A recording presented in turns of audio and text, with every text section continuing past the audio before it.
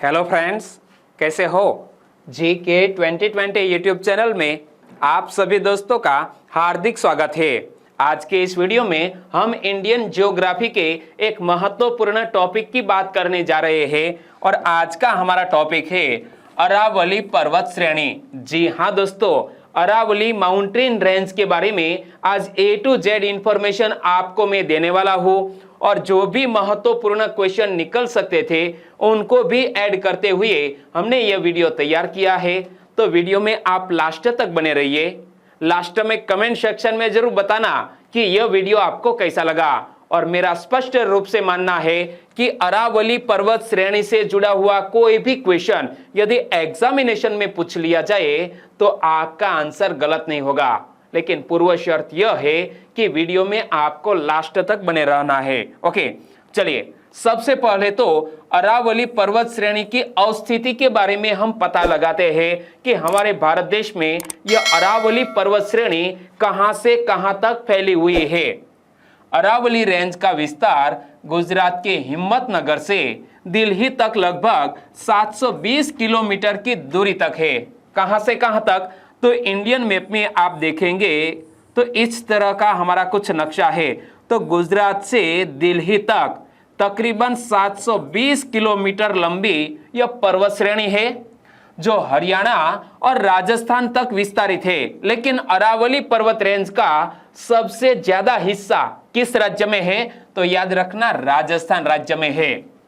Aravalli range का विस्तार गुजरात के हिम्मतनगर से दिल्ली तक लगभग 720 किलोमीटर की दूरी तक है जो हरियाणा और राजस्थान तक विस्तारित है। आंसर बताइए, अरावली रेंज का विस्तार कहां से कहां तक विस्तारित है, तो मैंने आपको बताया अरावली रेंज का विस्तार गुजरात के हिम्मतनगर से लेकर दिल्ली तक विस्तारित है। तो सही आंसर बनेगा ऑप्शन डी। दूसरा क्वेश्चन, अरावली रेंज की लंबाई कितनी है। अरावली पर्वत श्रेणी कितनी लंबी है, तकरीबन 720 किलोमीटर। कितनी, 720 किलोमीटर।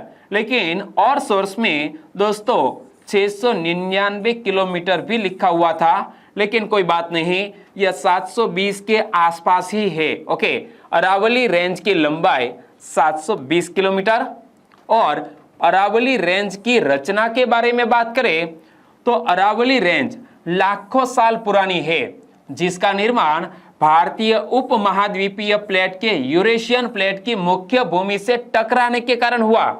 दोस्तों कोई भी यदि लंबी पर्वत श्रेणी है तो उनका निर्माण हमारी पृथ्वी दोस्तों कितनी प्लेटों में बटी हुई है, 2 प्लेट टकराने से यह अरावली रेंज निर्मित हुई। इमेज आप देख सकते हैं कि यहाँ है गुजरात हिम्मतनगर और हिम्मतनगर से आगे बढ़ती हुई राजस्थान, हरियाणा और दिल्ली तक यह अरावली रेंज विस्तारित है। लेकिन यह अरावली रेंज का निर्माण कैसे हुआ, तो अरावली रेंज लाखों साल पुरानी है जिसका निर्माण भारतीय उपमहाद्वीपीय प्लेट के यूरेशियन प्लेट की मुख्य भूमि से टकराने के कारण हुआ। और यह अरावली रेंज की आयु कितनी है, यानी कि अरावली रेंज कितनी पुरानी है, कोई भी चीज कितनी पुरानी है यह पता लगाने के लिए जिस मेथड का इस्तेमाल किया जाता है उन्हें कहा जाता है carbon dating method. Carbon dating से पता चला है कि अरावली रेंज में तांबे और अन्य धातुओं का खनन लगभग 5वीं शताब्दी ईसा पूर्व में किया गया था। क्या, यह अरावली रेंज में तांबे और अन्य धातुओं का खनन लगभग 5वीं शताब्दी ईसा पूर्व में किया गया था। यहां पर मैप में देखो कि यहां पर गुजरात का हिम्मतनगर और यहां पर है दिल्ली। ज्यादातर हिस्सा राजस्थान में और कुछ हिस्सा हरियाणा में भी है। आंसर बताइए, कोई भी चीज कितनी पुरानी है यह जानने के लिए जिस पद्धति का प्रयोग किया जाता है उन्हें क्या कहा जाता है, उन्हें कहा जाता है कार्बन डेटिंग मेथड। सही आंसर ऑप्शन डी। और अरावली रेंज की विशेषताओं की बात करें तो अरावली विश्व के सबसे पुराने वलित पर्वतों में से एक है जो अब एक अवशिष्ट पर्वत के रूप में विद्यमान है। दोस्तों सबसे पहले अरावली रेंज सबसे पुरानी थी, यानी कि एक वलित पर्वत के रूप में थी। लेकिन जैसे जैसे समय बीतता गया तो वह वलित पर्वत में से अब अवशिष्ट पर्वत की श्रेणी में यह अरावली रेंज आ गई है। ऐसा क्यों हुआ? तो कल वाले वीडियो में मैंने आपको बताया था कि वलित पर्वत दोस्तों समयांतर के बाद यह अवशिष्ट पर्वत में तब्दील हो जाते हैं। ओके, कल वाला वीडियो नहीं देखा है तो प्लीज देख लीजिएगा। ओके, अरावली विश्व के सबसे पुराने वलित पर्वतों में से एक है जो अब एक अवशिष्ट पर्वत के रूप में विद्यमान है। इसकी ऊंचाई 300 मीटर से 900 मीटर के बीच है और अरावली रेंज की सबसे ऊंची चोटी का नाम क्या है? माउंट आबू पर स्थित गुरु शिखर। और माउंट आबू पर स्थित यह गुरु शिखर की ऊंचाई कितनी है? 1722 मीटर। दोस्तों यह महत्वपूर्ण बात कि अरावली रेंज की सबसे ऊंची चोटी का नाम क्या है? तो गुरु शिखर। और यह कहां पर है? माउंट आबू पर। माउंट आबू एक दोस्तों, यदि आप शीतकालीन ऋतु में नहीं बल्कि ग्रीष्मकालीन ऋतु में घूमना चाहे तो यह माउंट आबू जा सकते हैं। और मैं आपसे पूछना चाहूंगा कि माउंट आबू पर स्थित यह तालाब का नाम क्या है? नीचे कमेंट सेक्शन में जरूर बताना। ओके, और यह मुख्य रूप से वलित पर्वत है जिसका निर्माण 2 प्लेटों के अभिसरण के कारण हुआ है। और मैंने आपको शुरू में भी बताया कि यह जो अरावली पर्वत श्रेणी है वो पहले वलित पर्वत थी लेकिन अब है अवशिष्ट पर्वत और इसका निर्माण 2 प्लेटों के अभिसरण के कारण हुआ है। आंसर बताइए, अरावली अब किस प्रकार के पर्वत के रूप में विद्यमान है? अरावली अब किस प्रकार के पर्वत के रूप में विद्यमान है? तो वर्तमान समय में यह एक अवशिष्ट पर्वत है। सही आंसर बनेगा ऑप्शन सी। लेकिन याद रखना कि अरावली पर्वत पहले किस प्रकार के पर्वत में शामिल था? तो पहले वलित पर्वत था लेकिन अब है अवशिष्ट पर्वत। अरावली रेंज की सबसे ऊंची चोटी का नाम क्या है? अरावली रेंज की सबसे ऊंची चोटी का नाम है गुरु शिखर। राइट। आगे बात करें अरावली रेंज के विस्तार की, तो पहाड़ों को राजस्थान में 2 मुख्य श्रेणियों सांभर सिरोही रेंज और सांभर खेतड़ी रेंज में विभाजित किया गया है।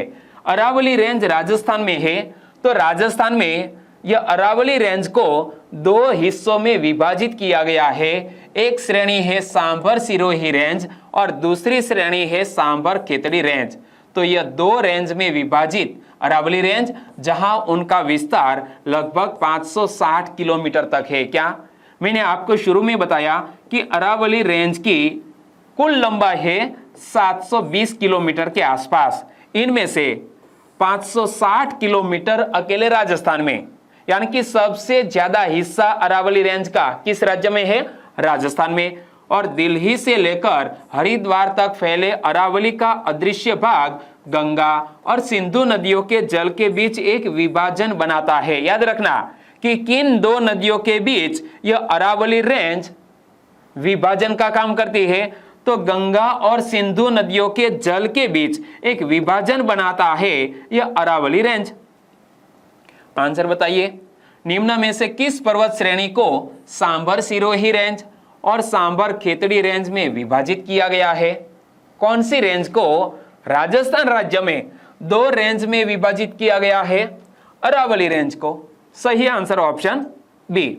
और अब दोस्तों अरावली पर्वत श्रेणी के महत्व को स्पष्ट करें कि हमारे भारत देश के लिए यह अरावली पर्वत श्रेणी क्यों महत्वपूर्ण है। तो सबसे पहले तो मैं आपको मैप के जरिए समझाता हूं कि मान लीजिए कि यह हमारा गुजरात से आगे बढ़ते हुए यहाँ राजस्थान, यहाँ पर हरियाणा और यहाँ पर दिल्ली, यह बीच में है अरावली पर्वत श्रेणी। अरावली पर्वत श्रेणी के पश्चिम में है रेगिस्तान और पूर्व में है उपजाऊ मैदान। यानी कि रेगिस्तान को यहां आगे बढ़ने में एक बाधा के रूप में यह अरावली पर्वत श्रेणी सबसे महत्वपूर्ण है। अरावली पहाड़ी पूर्व में उपजाऊ मैदानों और पश्चिम में रेतीले रेगिस्तान के बीच एक बाधा के रूप में कार्य करती है। ऐतिहासिक रूप से यह कहा जाता है कि अरावली श्रृंखला ने थार मरुस्थल को गंगा के मैदानों तक विस्तारित होने से रोकने का कार्य किया है, जो नदियों और मैदानों के जल ग्रहण क्षेत्र के रूप में भी कार्य करता है। दोस्तों अरावली पर्वत श्रेणी बहुत सी नदियों का उद्गम स्थल भी है। आंसर बताइए, निम्न में से किस पर्वत श्रेणी ने थार मरुस्थल को गंगा के मैदानों तक विस्तारित होने से रोकने का कार्य किया है? तो अरावली पर्वत श्रेणी ने थार मरुस्थल को गंगा के मैदानों तक विस्तारित होने से रोकने का कार्य किया है। सही आंसर बनेगा ऑप्शन बी। आगे दोस्तों, अरावली पर्वत श्रेणी की बायोडाइवर्सिटी की बात करें तो यह पौधों की 300 स्थानिक प्रजातियों, 120 पक्षी प्रजातियों और सियार तथा नेवले जैसे विशिष्ट जानवरों को आश्रय प्रदान करता है। क्या? यह जो अरावली पर्वत श्रेणी है यह पौधों की 300 स्थानिक प्रजातियों, 120 पक्षी प्रजातियों और सियार तथा नेवले जैसे कई विशिष्ट जानवरों को आश्रय प्रदान करता है। और यह अरावली रेंज का हमारे भारत के पर्यावरण पर क्या प्रभाव पड़ता है? देखो, अरावली का उत्तर पश्चिम भारत और उसके बाहर की जलवायु पर प्रभाव पड़ता है।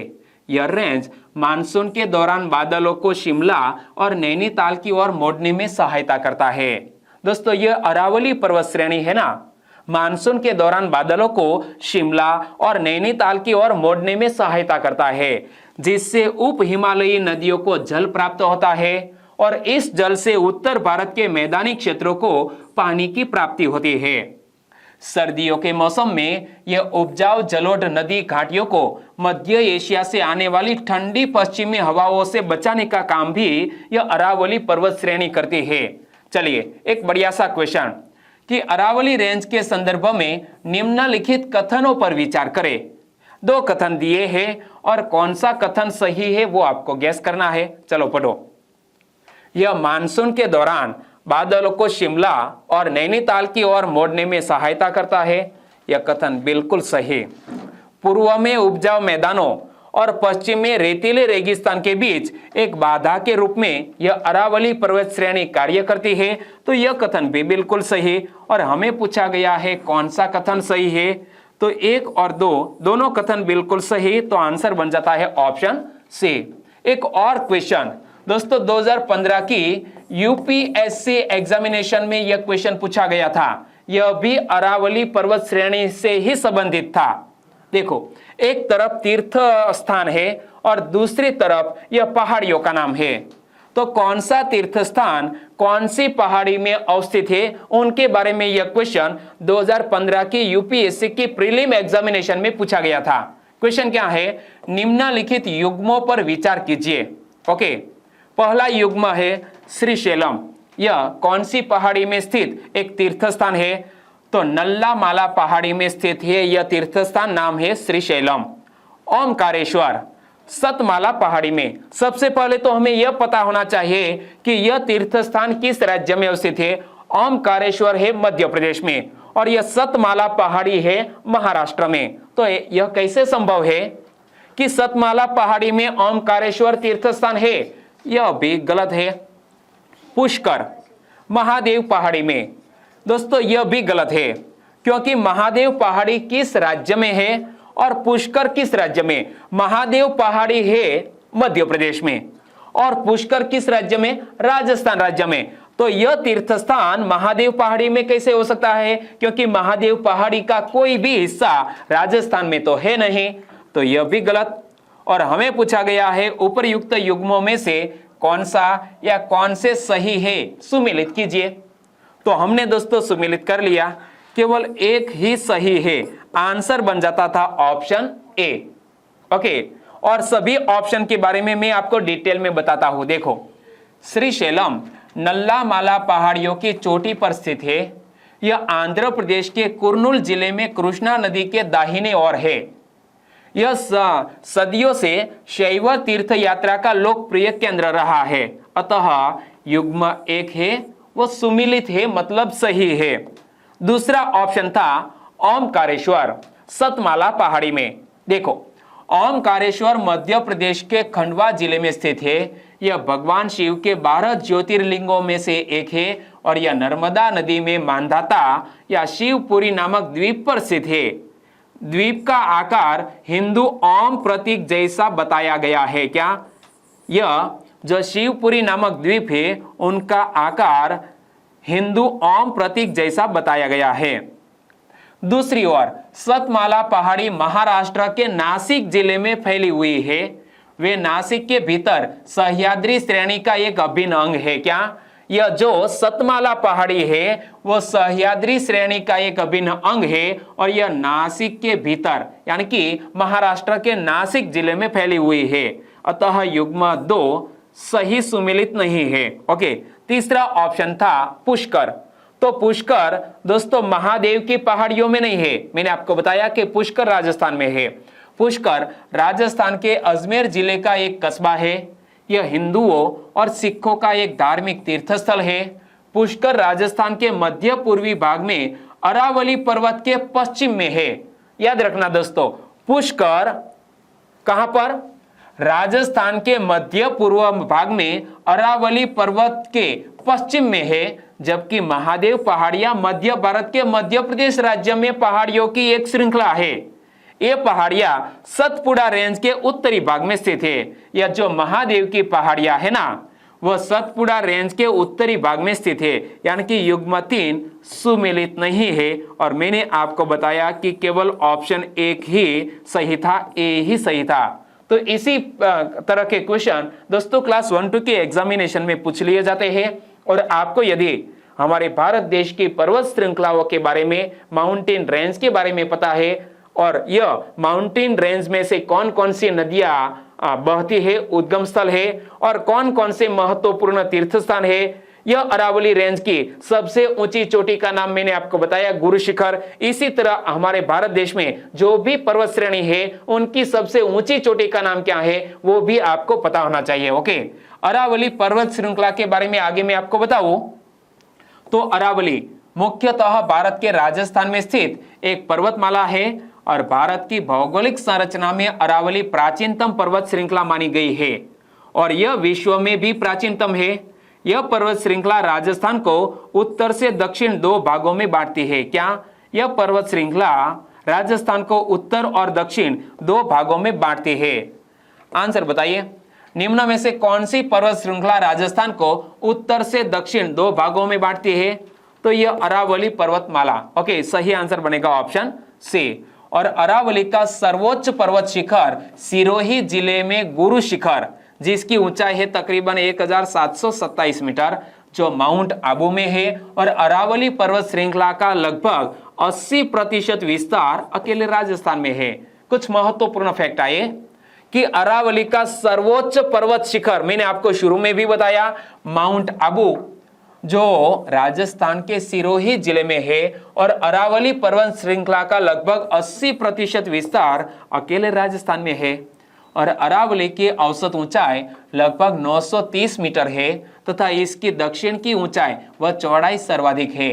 अरावली पर्वतमाला प्राकृतिक संसाधनों एवं खनिजों से परिपूर्ण है। मैंने आपको शुरू में भी बताया कि ईसा पूर्व 5वीं शताब्दी के दौरान यह अरावली रेंज में तांबा निकाला गया था।